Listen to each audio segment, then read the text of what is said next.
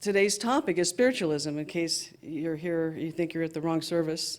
I wanted to, as an introduction, I wanted to let you know that in 1981, myself, I didn't know the word spiritualist or spiritualism. I had no idea what it meant. I was in the Tucson right after being in the Air Force. Actually, I was still in the reserves and had come from Berlin, where at the time I had lived in Hitler's old headquarters, so you can imagine the vibes in there.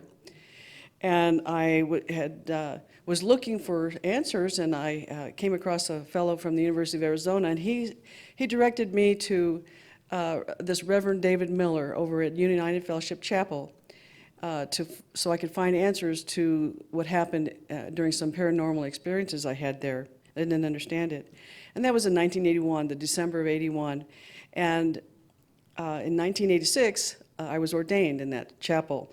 The United Fellowship Chapel, a spiritualist teaching church, including the teachings of Fillmore, Ponder, and Moore, mystical teachings of laws, of natural laws, like law of attraction and things like that, spiritual healing, and much, much more.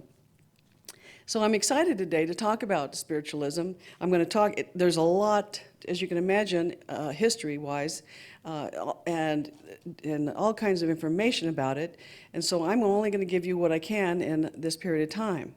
So we're going to cover the high points. This could be a course, or many courses, as some know. And so first of all, we're going to talk about what it is, the beliefs and principles, some of the history, and healing, which is my favorite. So let's have the first slide. There we go. What is spiritualism? Now, this is from the United States organization, the National Spiritualist Association of Churches. And this is their definition. It's the science, philosophy, and religion of continuous life based on the demonstrated fact of communication by means of mediumship with those who live in the spirit world. Next slide, please. I don't have my my fancy finger with me up at the podium today. I left it in the office there. So this is an expanded definition. It includes science, philosophy, religion, individual spiritualist, medium, healer, and phenomena. And I urge you to go to their website, nsac.org, and at your leisure, read all about it. We're going to mention them again and again throughout this. Next slide, please. Now I introduce the principles and beliefs. These here come from the Spiritualists National Union, an organization out of the UK. They also have the Spiritual National Union International, which is an online community. So you'll hear me say SNU, because that's easier. And here we have in the center there, the fatherhood of God. You're going to see some similarities and some differences as we go through these. But first, we're going to do this one, and it's fatherhood of God in the center there, brotherhood of man. Many of you have heard these terms. Personal responsibility, compensation and retribution, continuous existence, communion of spirit, and eternal progress. Now the next slide, thank you. You're going to see some very similar things. For example, the infinite intelligence. Now that would be in place of the words fatherhood of God, but you see it's the intent is the same behind there. Phenomena of nature, continuity of life and communication. So see, you're hearing some similarities. And the golden rule, do unto others as you would have them do unto you. Moral responsibility. And that's important for folks who are spiritualists. Moral responsibility as we obey or disobey nature's physical and spiritual laws. Number 8, I like, there's always hope. There's always hope for soul's reformation, evolution, and unfoldment. When I'm talking about a living person, I'm talking about, when I say that, I'm like, you're still breathing. There's always hope. And in case we're talking even without the breath. And then prophecy and healing are divine attributes, and you'll hear that again in different words. Thank you. Let's go to the next one. Now, United Fellowship Chapel, which I've already mentioned, the motherhood, fatherhood of God. So that's important that's why you hear me praying to Mother, Father God. That's how I learned and I love. And if you see here, Mother, Father God affirms our true essence. Each of us is both male and female. And we want to have that in balance. The phenomena are manifestations of infinite intelligence, and Jesus applied this law in his life and affirmed, "They that believeth in me, the works that I do, shall they do also, and greater works than this shall they do." The infinite power of healing, again, with the healing is coming up again. Law of cause and effect. Every individual is morally responsible. The universe is a spiritual system expressing divine wisdom, making possible the eternal progress of the aspiring soul. There's always hope. Continuity of life and the communication therewith. The purpose of this communication is for the betterment of ourselves and the progression of all peoples. So that's the intent behind it. And this is key. To learn and apply the principles of life, to recognize the divine energy that gives you life, and to develop your special qualities to their highest potentials, to the betterment of all people. So that is the key. Now, many of us are aware of our gifts, but we only choose to tell a select few, if anyone. A thought comes in from nowhere, or we hear Aunt Edna's voice telling us to do something or not do something or contact someone, to follow our intuition. Now, others might think that we're odd, and for some of us in this room, not pointing fingers, that ship has sailed. Am I right? But we pause to remember this. We do this for the betterment of all. This is, what we're talking about. This is for the betterment of all. Now, I'm going to give you and when I say this, I mean following that intuition, following that still small voice. Now, we're going to talk briefly about the history of spiritualism and in the fact that we've all heard this still small voice. Now, you can put the next one up. Thank you. Throughout history, we've had emissaries from God, known as angels, speaking and appearing to people around the world. In this picture, on the top left, you see the angel Gabriel speaking to the young Mary. This is his first appearance to her. And later in history, we have all heard of Joan of Arc and how she, heard voices. She actually received the command from God to lead the French armies against the British invaders. Later, she was sainted by the Catholic Church. And what she said is this: "Whatever I have done that was good, I have done at the bidding of my voices," who she believed were angels and saints. So there's lots and lots and lots of accounts of spirit communication throughout history. And I say, just think of how many there are that aren't documented. We know of what we know, but what we don't know of all these things that we can expect and suspect that have happened and are happening. Author Conan Doyle, everyone know who he is, the writer of Sherlock Holmes, among other things. He wrote a book called The History of Spiritualism, and in it he writes, "There has been no time in recorded history of the world when we do not find traces of preternatural interference and a tardy recognition of them from humanity." And from the Australian Spiritual Alliance, all through ages, many people were able to connect with spirit. They were known as a sage, mystic, witch doctor, magician, sorcerer, fortune teller, etc. The ability to do this connecting has not waned over the years, in spite of the witch hunts. And that's in quotes, the witch hunts. Now, back home, there's some little known history that you don't hear a lot about in your studies, if you're studying the history of spiritualism, of the American black history of spiritualism. And so I'm going to share a couple of ladies, and I'm going to be quoting from a blogger by the name of Dianca London Potts, in her blog, she titled Holy Spirits, The Power and Legacy of America's Female Spiritualists. And the first one I'm going to talk about is Sojourner Truth. How many of you have heard of her? Yeah, well, who knew she was spiritualist, right? Okay. Well, she was, as most of you know, a renowned abolitionist and suffragist.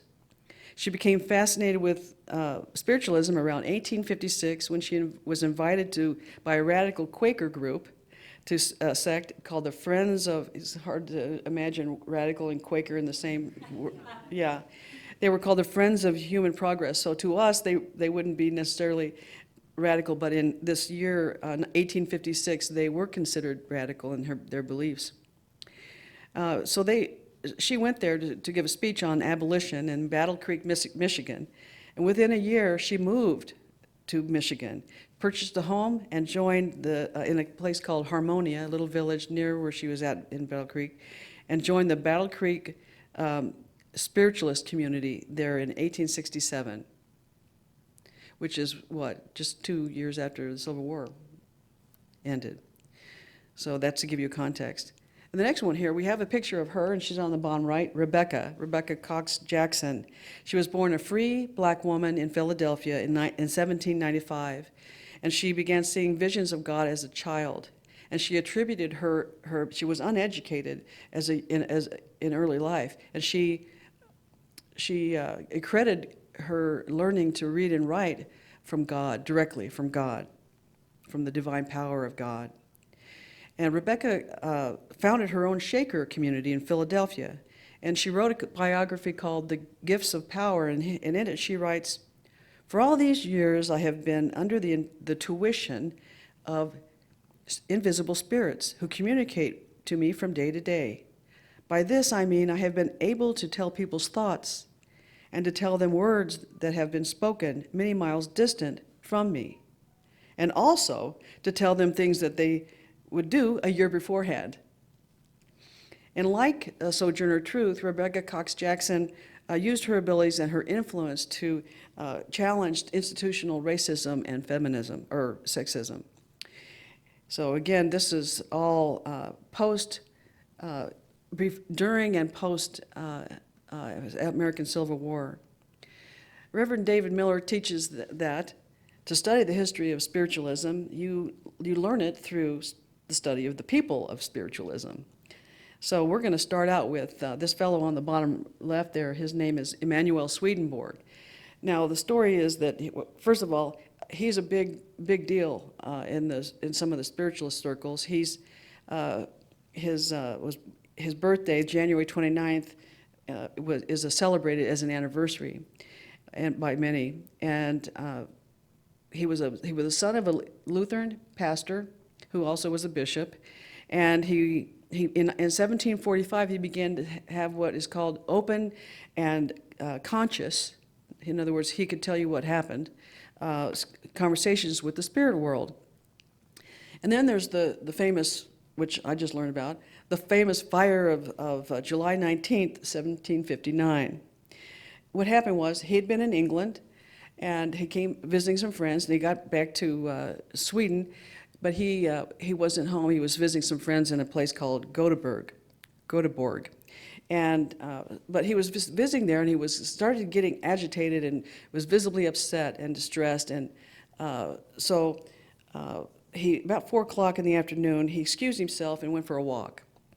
And when he came back, he explained to his friends that he had seen a vision of a fire near his home, which was 300 miles from where they were, just outside of, the place, Stockholm. And he said the fire was still raging through the city, and he remained upset and distressed all the way through until 8 p.m. And at that night, when he told his friends, okay, the fire has been extinguished. Well, the story of this made its way to Queen Louisa of Sweden, and she asked for him to come to her. And while he was there, he related to her something that from her late brother, whose name was King August William of Prussia. And the queen said that what he told her, no mortal could have known. And so he became quite well known for his abilities. He was amazing, actually, and a remarkable man. He designed an airplane before airplanes could fly, since there weren't any motors back then. You figure in the 1700s. He was a metallurgist, a military engineer, authority on astronomy and physics, a zoologist, financier, and an ardent Bible student, political economist, and he's often referred to as the father of the supernatural. So if you've heard of him, that is maybe why.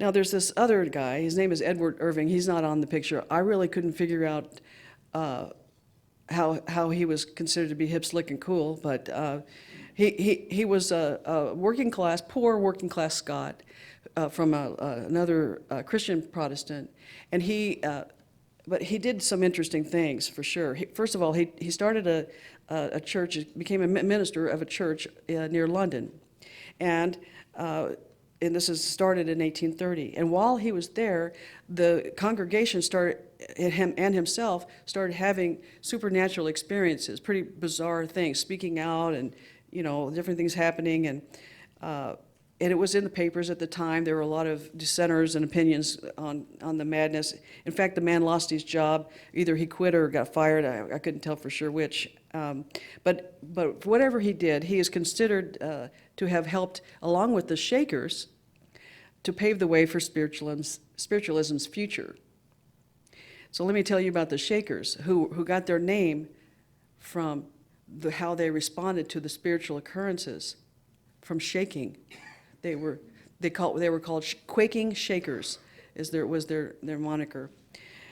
And so what happened was, there was a group of Quakers that had been persecuted in Holland, and a group of prophecy-believing French savants persecuted in England, and that group emigrated to the U.S., and they formed the Shakers. The Shakers experienced what Doyle described as an outbreak of spiritual phenomena, and which they kept to themselves. This happened. They were having all these spiritual experiences, but they weren't telling anybody because they were chaste, simple, and sober. They kept it to themselves, but they documented it. They really documented it, so there's a lot of records on it. So especially of note is the fact that as part of their experiences, they had the spirits of Native Americans come to them, and they had these spirits with them for 7 years. And they started speaking their language and dancing their dances, and eventually they decided to leave, these spirits. But they said they'd be back. One of the things that the Shakers learned about the Native Americans there was that they weren't there to teach, but they were there to learn. So yes, so but they said they'd come back, so off they went. So the biggest moment in spiritualist history is March 31st, 1848, and most people who have looked into spiritualism at all have heard about the Fox sisters and this date, March 31st, 1848. We should have a party when come March, huh? So this is what happened. In Hydesville, New York, outside of a little town outside Rochester, in a farmhouse, the home of a Methodist family named the Fox. Their names were Fox. They had 3 daughters, and you have them there in the middle, Margaret, Kate, and Leah. Look closely at Kate. She's in the middle there. She's the one that started everything. Well, she didn't start it, but she heard it. They started hearing mysterious rappings or knockings coming from this little farmhouse, and I have to read what Arthur Conan Doyle wrote. Upon the night of March 31st, there was a very loud and continued outbreak of inexplicable sounds. It was on this night that one of the great points of psychic evolution was reached. For it was then that the young, and she was 11 years old at the time, Kate Fox, challenged the unseen power to repeat the snaps of her fingers. So there was instantly answered by a knock. And further snaps and knocks continued. And pretty soon they created a system to communicate between the raps and the knocks. There was a fellow named Isaac Post who was a Quaker, another radical Quaker from Rochester, who was credited, helped create this system, and he credited Benjamin Franklin's spirit for helping him with this, among others. Well, the questions and answers continued, and they had the system now, so they were getting some very accurate information. And what happened was the spirit actually identified himself, because now he could spell his name out, right? His name was Charles Rosma, Charles B. Rosma. He was a peddler, and he had been murdered, he said. So, and this was verified later when they found his pack. The peddler's pack was found. And then many years later, in 1906, I believe it was, 36 years later, his remains were discovered within the walls when the walls caved in. Some children were playing in the house, and that's how they found him. So that is the day, and you can still see you can see the peddler's pack, actually. The first meeting of the spiritualism officially was held November 14th, 1849. So about a year and a half later, we had some organization happening here, not just some random things happening among church congregants or individuals, but now we have some coming together of organization. And this happened in Rochester. Mr. Coupron of Auburn, New York, he headed a committee and found that the wrappings were true. And then 3 other committees, because there has to be more, 3 other committees were formed, and they also found the wrappings to be true. And 4 years after the Native American spirits left the Shakers, they reappeared, but at the Fox family farm. And so they were coming through the Fox family, the daughters, and the Shakers learned about this, and there was a reunion. So they all got together and they celebrated seeing each other again. The Hydesdale farmhouse, that the Fox farmhouse, burned actually, destroyed by fire in 1955. But if you go to Lilydale Camp in New York, you can see the peddler's pack. It's still there. So as a historical perspective now, I'm just going to kind of see, this is where we are in history, in time. 1886 was when Myrtle and Charles Fillmore heard Dr. Weeks. And I believe actually that Dr. Weeks, from what I read, came to Kansas City, but she was from Chicago. Anyway, and what happened then, most of the Unity folks know this, that is when Myrtle heard Dr. Weeks say this: "I'm a child of God, and therefore I do not inherit sickness." And she had a spiritual experience from the tips of her toes to the top of her head. And that is how the Unity movement began. You could drop that. Thank you so much. We don't need the next one quite yet. I'm going to talk about, everyone apparently knows this fellow. You may have heard the name but didn't associate what he was all about. Andrew Jackson Davis. He was born in 1826 along the Hudson River, and he was educated, but yet at 20, uneducated, but yet at 20 he wrote a book. And in this book, it was said that to be a spirit intervention of great comfort and advice. And later, as his life went on, he wrote many, many more books. He was a clairvoyant, a clairaudient, and a trance medium. He, in 1844, and this was documented by Dr. Lyon and a Reverend William Fishbow, Swedenborg came through him. So how random is that? This is a fellow who's in in New York. I'm not sure, he was uneducated. How did he even know about Swedenborg? So here he is bringing him through. So that was very interesting. So as time went by, this Andrew Jackson Davis, he was not a religious man, but he was spiritual. And as he continued with his work, he actually was able to speak in Hebrew during trance lectures. So here's an uneducated trance medium who is doing things that shouldn't be done but are happening anyway. And many of his visions were confirmed, and he was known for his good works. And here we have some words about him, INSAC.org. We celebrate the wonderful revelation that he, Andrew Jackson Davis, that he had of the teaching and training of the children in the spirit world. I hadn't heard this before. And his desire to give the child the same advantage and privilege in this plane of existence. It opened a new world to the adult as well as the child, to break the bonds of ignorance and superstitions of old religious ideas, that the child was a repository of infinite possibilities and not born in sin, but needed training and avenue of free expression. Don't we love that? No wonder he celebrated.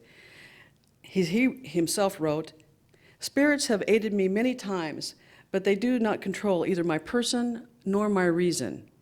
They can and do perform kindly offices of those on earth, but benefits can only be secured on the condition that we allow them to become our teachers and not our masters, that we accept them as companions and not as gods to be worshipped." So that's important to remember, keep in the back of your mind as we move forward this morning. And from his notes, he had these notes that he kept a journal, and he wrote this on March 31st, 1848, that magical day. About daylight this morning, a warm breathing passed over my face, and I heard a voice, tender and strong, saying, "Brother, the good work has begun. Behold, a living demonstration is born." I was left wondering what could be meant by such a message. Of course, we know that very same day, not too far from where he was, in Hydesville, New York, the Fox family heard their first raps in that farmhouse cottage. And about this, Ensack writes, "An intelligence that was accepted as based on natural law and not miraculous or supernatural as to heretofore had been accepted. This is the fact that distinguishes modern from ancient spiritualism." So the efforts of modern spiritualists to prove and disprove throughout history goes on still. So there are many, many, many, many more stories, and there are important and historical key figures, and there are so many I can't even begin to tell you about all of them. So I would urge you to do some studies of your own, take some courses on your own. You're just not going to hear about all of them today. They were very active. There were stories of fraudsters and charlatans that had to be taken care of, and scientific investigations that proved spiritualism, and even won over many times the investigators that were investigating the occurrences. And then the establishment of spiritualist organizations, which led to the principles that you saw earlier, the creation of principles and standards, guidelines to differentiate true spiritualists from charlatans, and to provide guidance to the students coming up. So you're just not out there on your own. Now, I do have a slide here.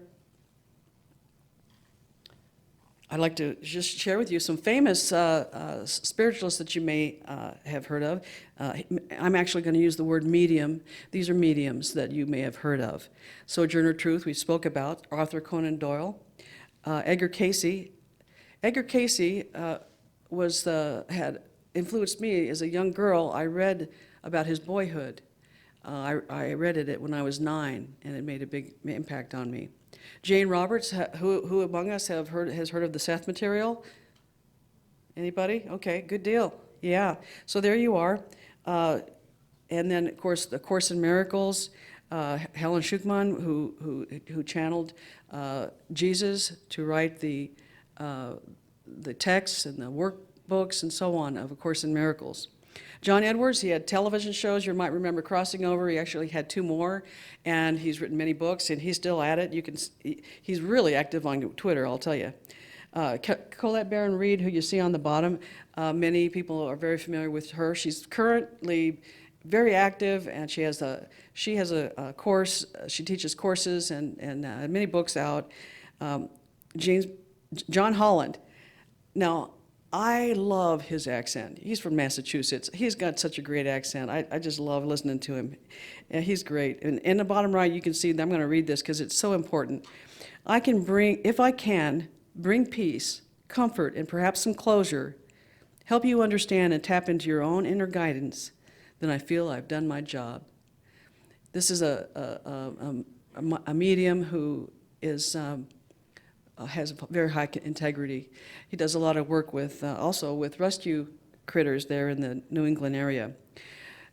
James Von Prague, who we'll talk about later. Denise Lynn, who we've mentioned in our group before, and you've seen her in Unity magazine. She's written lots of books, including the Clearing Your Space book, which I've shared with you before. Anthony William. How many people are familiar with Anthony William, the medical medium? Okay, we have a couple. And Esther Hicks and Abraham. Do we have any followers of Esther Hicks and Abraham? It's okay, you don't have to say it in public. But yes, we love the law of attraction, do we not? And we like to be in the vortex, yeah, and plug into the matrix. You know, Charles Fillmore, he was the co-founder, of course, most of you know, of Unity with his wife Myrtle. Some of his writings, if you read, and you can go to Truth and Unity, Reverend Bonnie back there, she's mentioned, she goes there too.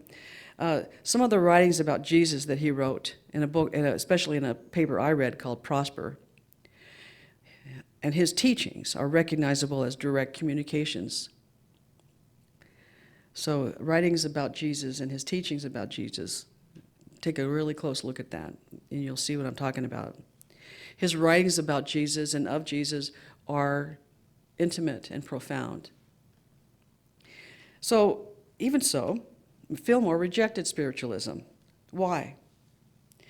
Over concern that people believed their loved ones, who now, out of the body, as he put it, had super wisdom, which he believed they did not, and were therefore unsafe guides. His thoughts were understandable. Plenty of early missteps by untrained folks. Individuals stumbled into their gifts, and maybe not so gracefully, telling people things they probably shouldn't have been doing. They were on their own, maybe, without mentorship, those principles, those guidelines we talked about earlier. Just willy-nilly have a gift, but no idea what to do with it. Maybe not even feeling sane most of the time. Without some basic understanding of processes or established principles, their growth and their development is not nurtured. It isn't, and is not straight and forward. Until they were established, these principles and guidelines, until positive progress and evolution took hold. So I wonder.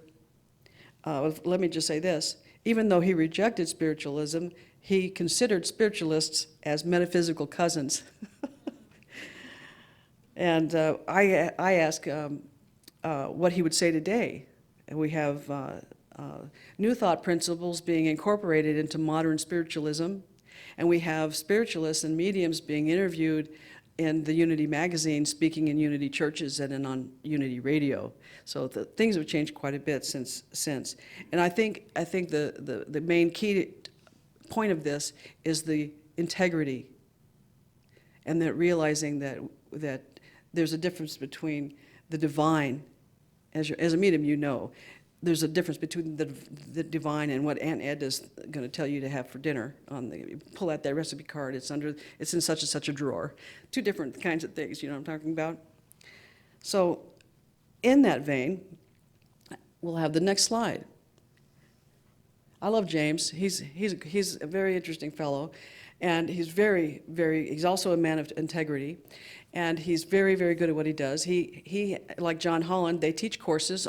They have courses online. They've written many books, and I recommend to people regularly to go to John Holland or James Von Prague's websites and sign up for their courses if they're interested. There's basics all the way on up.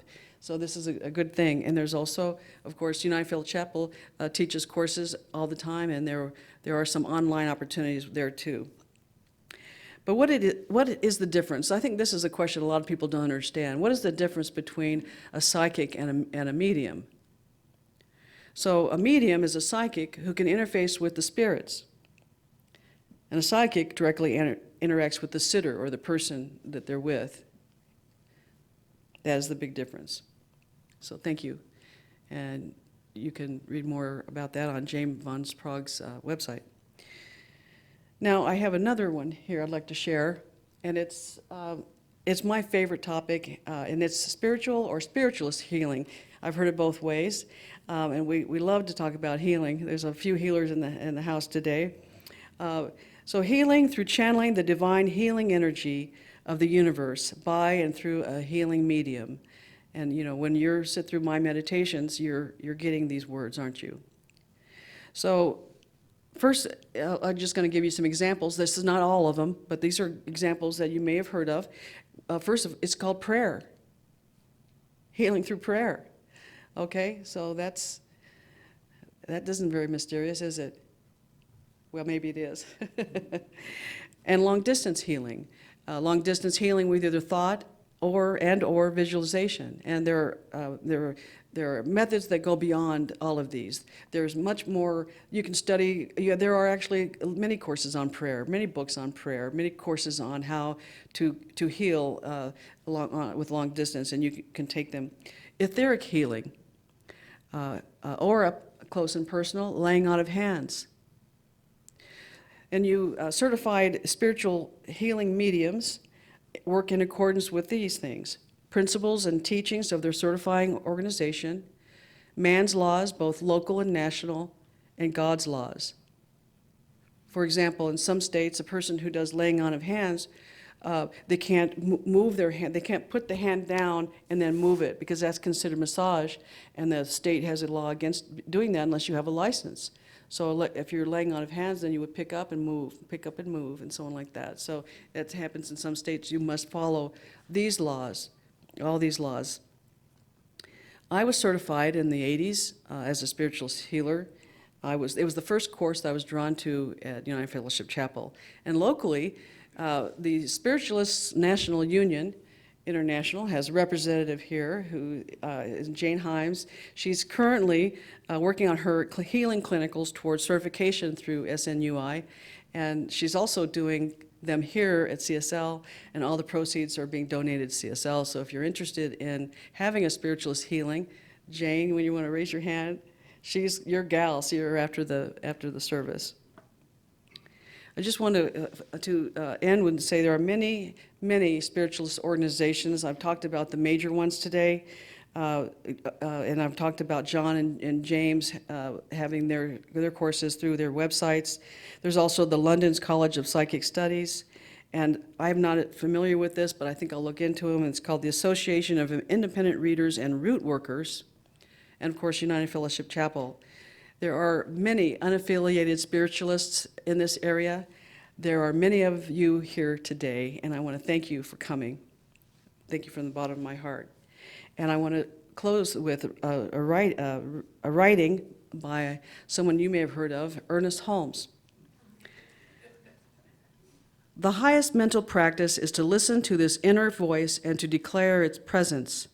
The greater one's consciousness of this indwelling I am, the more fully he will live. This will never lead to illusion, but will always lead to reality. Thank you. Now let's prepare for meditation.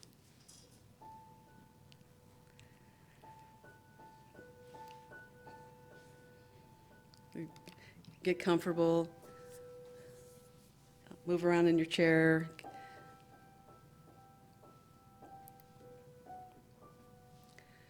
Feel this beautiful, healing, loving energy, the divine energy in this room, the energy that we invited in today. Beautiful strength and wisdom, healing and protection, swirling and moving around us, settling now around our feet. And as this energy moves up our bodies, we reach inside ourselves and relax. We breathe in and we relax in order to allow the receptivity of the healing. We let go of all those blocks, thoughts, words, and ideas that keep the healing from us. We relax and let go so the healing can take its place. Relax and let go. Feel this healing now, massaging, touching every bone, muscle, cell, atom in our feet, moving into our ankles and up our legs, settling into our knees, affirming and reaffirming our flexibility so that as we walk through our day, flexibility is manifest through us. And up our legs into our hips. This healing energy settling in our hips, healing and soothing, giving us balance so that we move forward with joy with every step we take. Now allow this energy to move to the base of your spine. Let it settle here. Let this energy settle into the base of the spine. Feel it growing and growing until it ignites. And it's ignited. God's pure, loving energy, divine order, growing here at the base of the spine and moving around into the lower torso, touching every place, every organ, everything, every cell happy to do its job, moving forward. Perfect order, perfect divine order. Now allow this energy and feel this healing. Allow the healing in this receptive mode. We allow the healing as it moves forward and up through our torso and up our spines into our hearts. We feel the receptivity in our hearts, softening and welcoming the healing energy,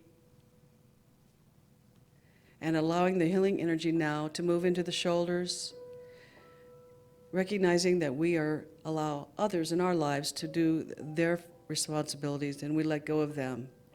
We let go of all that which does not belong to us and allow the divine healing energy to take its place.